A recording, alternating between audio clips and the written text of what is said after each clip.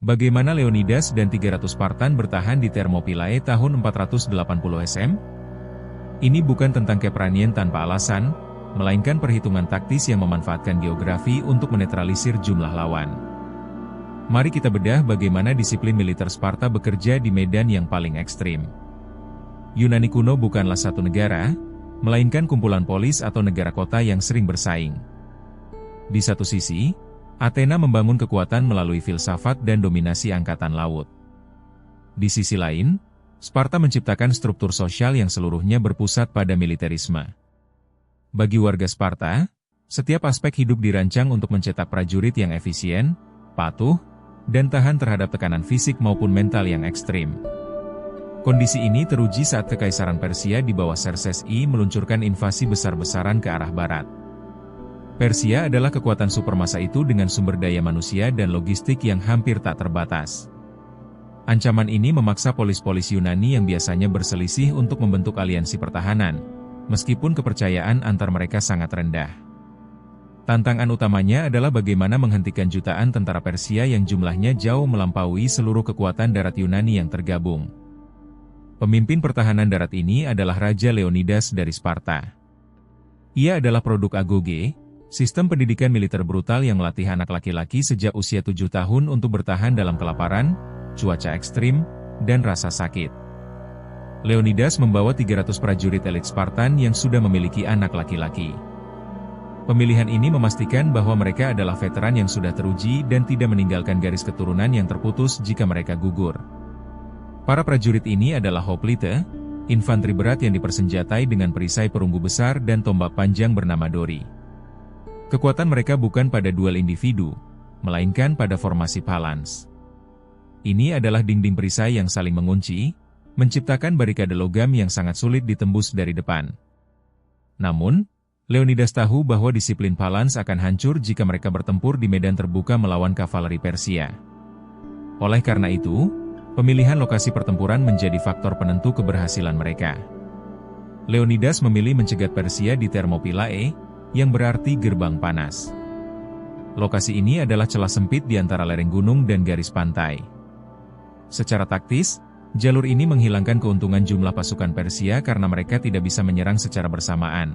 Mereka terpaksa masuk dalam kelompok kecil, di mana formasi phalanx Sparta bisa bekerja dengan efektivitas maksimal.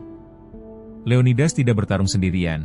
Ia didampingi oleh beberapa ribu sekutu dari polis Yunani lainnya, namun inti pertahanan tetap berada di tangan Sparta. Mereka memperkuat tembok kuno di lokasi tersebut untuk semakin mempersempit akses masuk bagi lawan. Langkah ini memaksa pasukan Persia masuk ke dalam zona pembantaian jarak dekat yang melelahkan. Namun, efektivitas tembok dan geografi ini memiliki satu titik lemah, jalur tersembunyi yang tidak diketahui oleh publik, namun tersimpan dalam ingatan penduduk lokal. Selama 2 hari pertama, serangan Persia gagal total. Xerxes mengerahkan gelombang infanteri Bayasah, namun mereka hancur saat menghantam dinding perisai Spartan yang tidak bergeser sedikit pun. Bahkan ketika pasukan elit The Immortals dikerahkan, mereka tetap tidak mampu menembus lini pertahanan Yunani. Keunggulan panjang tombak Spartan membuat tentara Persia tewas sebelum mereka sempat mendekat. Frustrasi mulai melanda Xerxes karena pasukannya yang masif terhenti oleh segelintir orang di jalan setapak sempit. Setiap kali Persia mencoba mencari celah, disiplin Spartan menutupnya dengan presisi. Namun, situasi berubah ketika seorang lokal bernama Ephialtes mengkhianati Yunani.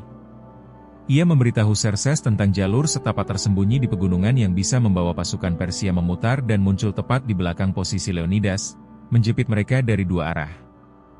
Saat informasi tentang pengkhianatan Ephialtes sampai ke Leonidas, situasi berubah menjadi kritis.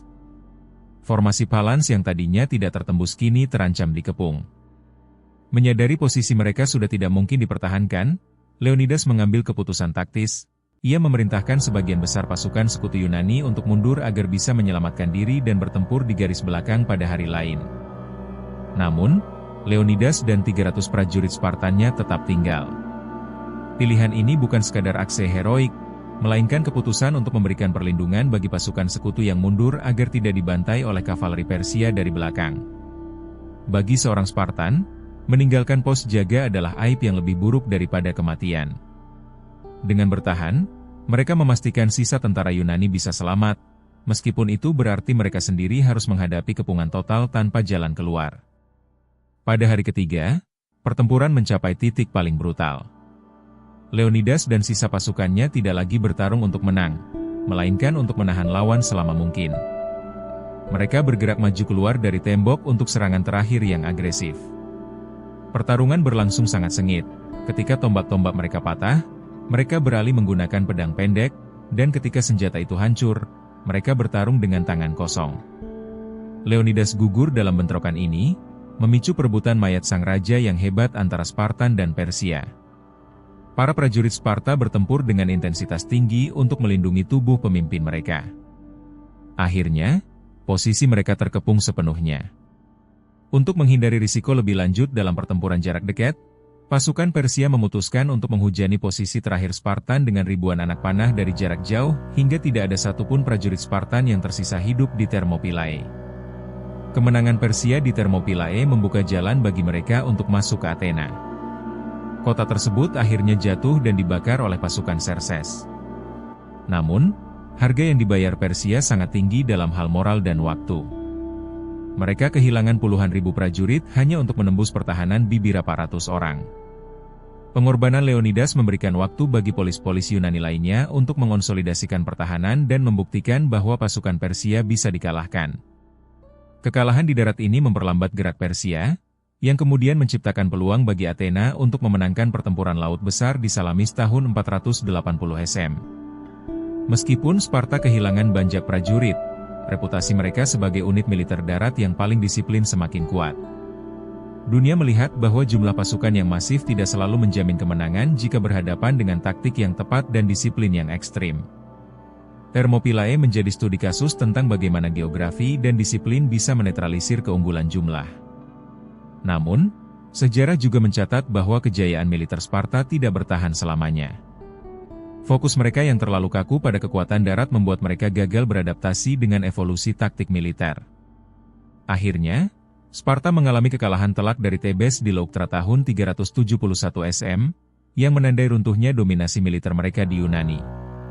Warisan Leonidas bukan tentang kemenangan militer, karena secara faktual mereka kalah dan gugur. Maknanya terletak pada bagaimana sebuah keputusan untuk bertahan dapat memicu koordinasi pertahanan seluruh bangsa Yunani.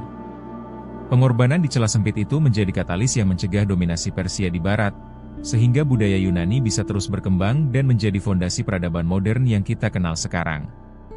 Jika kalian berada di posisi Leonidas, apakah kalian akan tetap memilih bertahan untuk melindungi pasukan sekutu yang mundur, atau mencoba mencari jalan keluar demi menyelamatkan lebih banyak nyawa prajurit Spartan? Apakah pengorbanan 300 orang ini benar-benar taktik yang cerdas untuk membangkitkan moral bangsa? Atau sekadar bentuk kepatuhan buta pada kode etik militer? Tulis pendapat kalian di kolom komentar.